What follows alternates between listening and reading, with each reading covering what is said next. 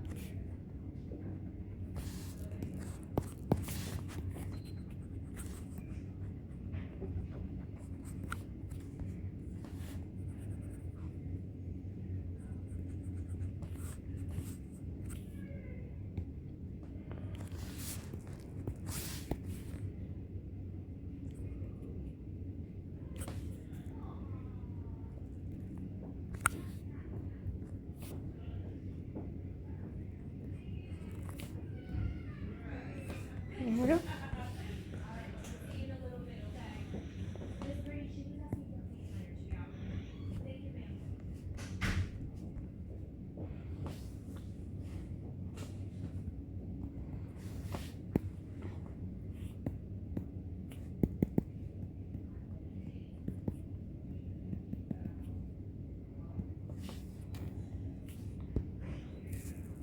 Oh, shoot.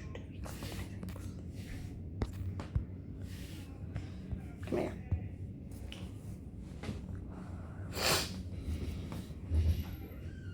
Beep, beep, beep, beep, beep, beep, beep.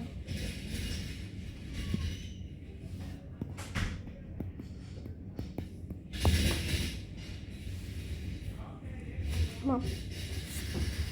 Loading, loading, loading.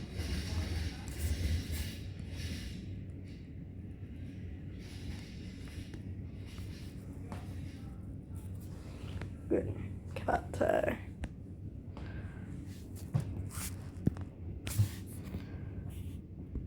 Why are we closing? Why do we do this today?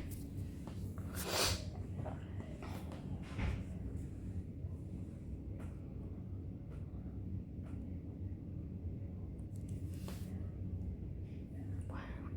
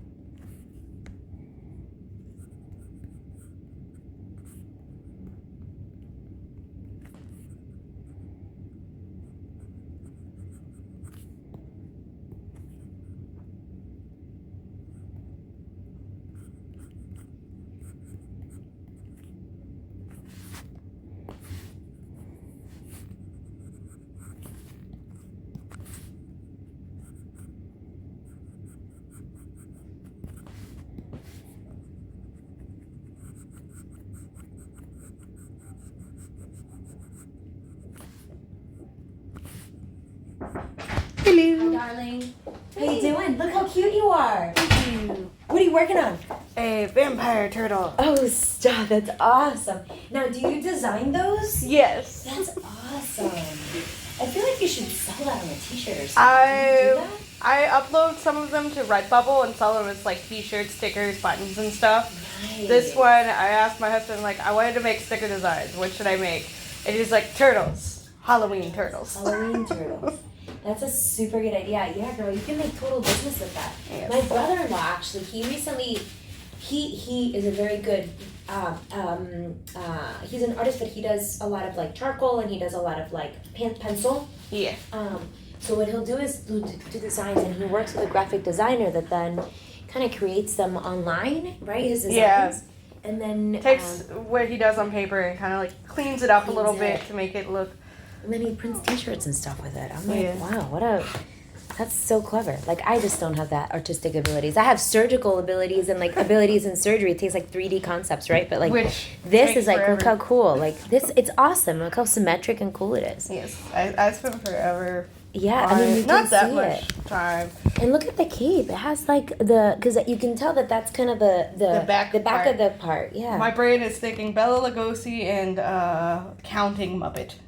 Amazing. And that's like that's your inspiration here. Yeah, that's one of the references I grabbed real quick. Wow. And That's then awesome. my job sent me with Yeah. this. It's a Perfect. in case like Yep. anything needs to be adjusted with my job. Yep, I got you. I got things you. like that. And then usually 24 hours, usually about 2 days, Yeah. we get off work. So if you definitely need all that filled out, we can definitely take care of that for you. Cool. Not I a printed it problem. out this morning. I was just like, okay. Sure. Okay. Let's do it. Let's do it. All right, my darling. So let's chat about your surgery. So what we're going to be doing is we have the uterine septum, right? We know Yeah. that there's a septum kind of going into this All the part way of the down. uterus. So our goal is going to go in with the camera and basically remove the septum. Now the septum, MRI isn't 100% telling us like where exactly it ends, but we suspect it goes all the way down, possibly through the cervix, possibly into the vagina. Which is why they said that I had two cervixes. Because Yeah. they saw the septum there separating it. Exactly, separating it. But it's actually a septum that they say it's two cervices, but it's all the way down through the cervix. So our goal is to go in and basically cut that septum, okay, and clean it all up. So our goal is to go in here and cut the septum all the way up, and then hopefully make it flush with the top of the uterus. Yes. All right, sound good? Yes. You're like, yes. All right. I then. watched video of someone doing Did the you? It's surgery. pretty I watched cool. a few of them. Yeah, and it's I'm pretty just cool. like, it's so cool. You see all these like little floaty bits. Yeah, you do. And then you kind of like chomp it. It's like a little Pac-Man machine. And there's different ways of doing it. You can take cold scissors and basically cut it. It just depends on how thick the septum is. Yeah. So it's going to be a game day decision, right? If it's nice and filmy that I can just easily snip it and Snip. open it up, that's great, right? We don't have to use any cautery. If it's a thick septum, then I use a different instrument called a myosure. And that myosure, basically, I just kind of Pac-Man it away, mama. Oh yeah, the little On the sappy side, zap that I sappy- saw. You got it. You got it. It That's him. produces, from my understanding, a strong electrical current that kind of like that's a really good cauterizes question. it. So that one actually is the receptoscope. I use a different one. It's called the myosure. This one is really good for fertility patients or patients that really aren't interested or potentially could be interested in future children, not sure, whatever. Okay. So even if we make no decisions, right? It's just in the event. So basically what it does is it reduces the chance of scarring formation. Sometimes with the receptoscope, because it has energy and heat, you can get scar tissue afterwards. That makes sense. The rates of scar tissue formation with the myosure are less than 5%. So that's usually what I say. Whether fertility or just for your general well-being, so you don't have scar tissue inside your uterus. Let me show you what it kind of looks like.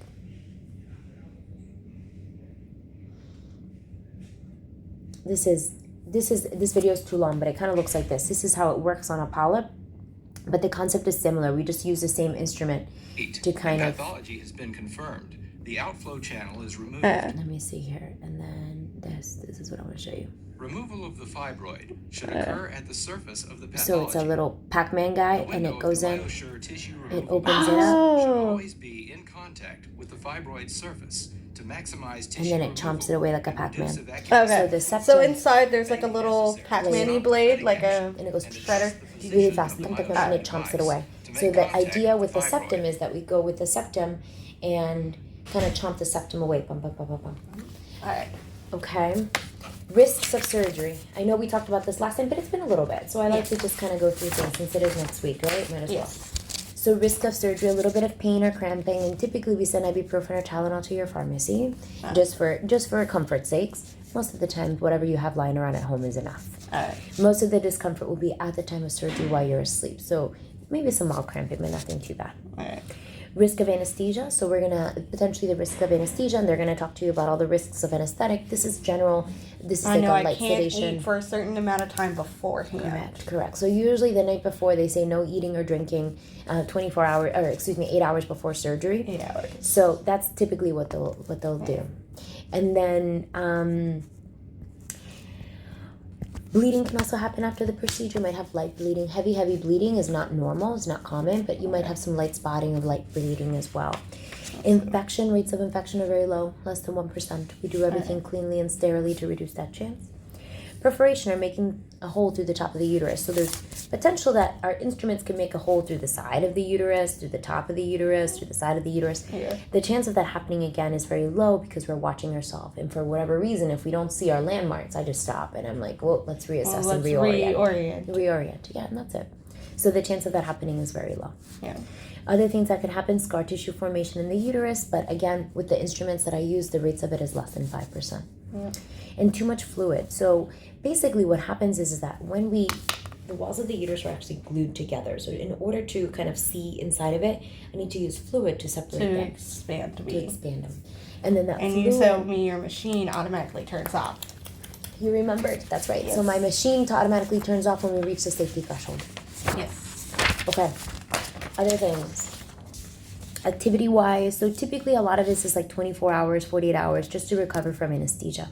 Yeah. But no heavy lifting, pushing for 24 hours. I don't want you doing anything insane. No picking up my cat. No picking up your cat. Just like in case that you get off balance, in case anything happens. It's not so much for any injury that you would do here. It's more for your just general well-being, right? I want you to doing like limited amount of things because you'll be like sedated under anesthesia still. Lay in bed, watch cartoons. Lay in bed, watch cartoons for about a day to 2 days. And then don't put anything in the vagina for about 2 weeks to allow everything to heal properly. Yeah. Okay? So pads only. Pads only. No sexual intercourse, no tampons, no nothing. Yeah.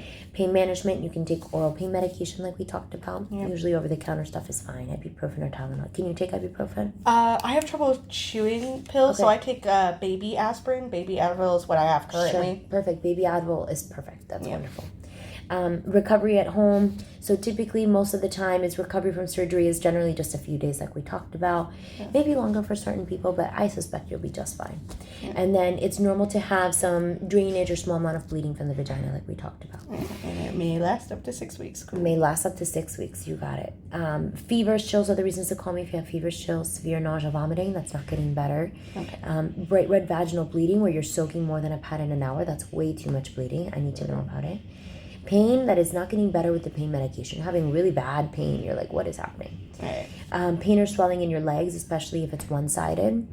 That's a sign of a blood clot, so that's a reason to call me. Chance of any blood clots is extremely rare, but it's not zero. Just in case. Just in case. Or if you have any other questions or concerns. The only exception is if you have any chest pain, shortness of breath, any issues with breathing, it's important you call 911 or go straight to emergency room. All right. Okay? Got it. Simple? Yes. Simple as much, right? Okay, there's that for you, my darling. So what we're going to do is we are going to sign some consents today. Yay, consent forms. Consent forms. Okay, so what as no one wants my soul, they're good. Yeah, right? You're like, there you go. I sold my soul to the cat. Okay. Alrighty, darling. So, consent. 3 consent forms, 3 forms to go through, but 2 to sign. Right. So basically your diagnosis is uterine septum. Our plan is going to be to do an exam under anesthesia, hysteroscopy, resection of uterine septum, and all other indicated procedures. Yes. Okay? Plan is going to be to look in the uterus with a camera and resect the uterine septum. Simple enough, right? Risk of surgery, we briefly talked about them through here, but risk of pain, bleeding, and infection, potential damage to other structures, including the bowel, bladder, cervix, vagina. Now, that only happens if you go through the wall and you still keep going. The chance of that happening is extremely low. Yeah. Like, none. But anyways, risk of uterine perforation or making a hole through the top of the uterus, and then the risk of fluid overload. And the machine automatically turns off. You got it. Likelihood of success is pretty good. Yes. alternatives. You can always refuse the procedure. But if you decide not to proceed with the procedure, most likely we're going to be in the same spot, right? Yeah. This one states that I will be doing your procedure. This one states that sometimes I work with residents, other times I'm alone, so it depends.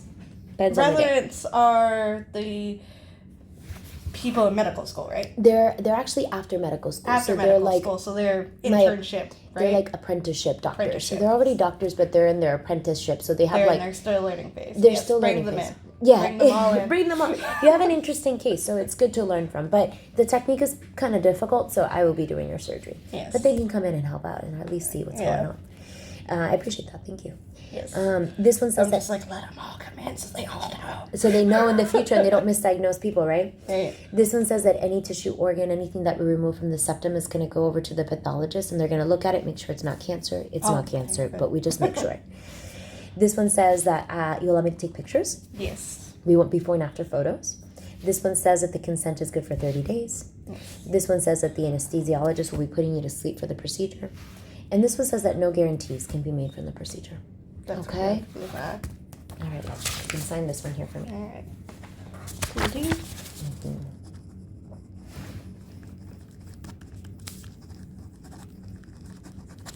And today is 9/12/10/57. 10:57 a.m. Perfect. That's good. And then the last consent is just an Emory policy, is a consent for a blood transfusion only in the event of an emergency. Something really freak happens. You allow me to give you blood to save your life. Yes. I don't know what my blood type is, so I hope y'all can figure that out. Yeah. And usually we do some blood work before surgery, but if not, you have recent blood work that everything should be fine. I mean, this is so rare that this would happen. Yeah. We have O negative blood, 1058. And O negative blood is the universal acceptor, so it would be literally. Is that what emergency. mine is, or is that what y'all have on file? That's what we have. That's what we have for patients when there's like a freak emergency and we don't have any. I mean, this. Because I know, like, so I rare. saw in the news, it was like the Red Cross. They were talking about like how with all the freak storms, they have like not enough blood to go around. They've been having not enough blood to go around for a while since COVID too. It's really, I mean, if you can donate, it's a great time to do it, My fear of needles is the main thing. I went to go once and I got so nauseous that they just sent me back to my class. Then alas, right? You're just like, never mind. Someone else can take that one, that bullet, right? But, all right, my darling, we're all finished. Okay, easy peasy. It was pretty simple, but we just like to make sure that everything is here, that we have everything we need. Do you have an appointment with anesthesia at all? Do they set you up with one or no? Okay, good. So what they'll do, they'll probably give you a call. Okay, they'll probably call me. Cool. They'll call you. Yep, and that's it, darling. Yeah. Okay. Because I know I just come in on Tuesday next week. That's right, Tuesday. And then no one's giving me a time yet. I'm just like... Miss Eva will call you, usually Monday. She'll call you to confirm the time. Just in case you have any keep my ringer cancellations. on all day Monday. Monday. That's That's right. All right. It was so good seeing you. Okay. Awesome. You hang in there for us. If you need anything, you let us know. Okay? Yeah, I've been nervous. I'm just like, I just want it over and done with. Yeah, over and back. I know. But getting closer. One more step. Yep. Okay. Now it's time to go give my daddy food. There you go.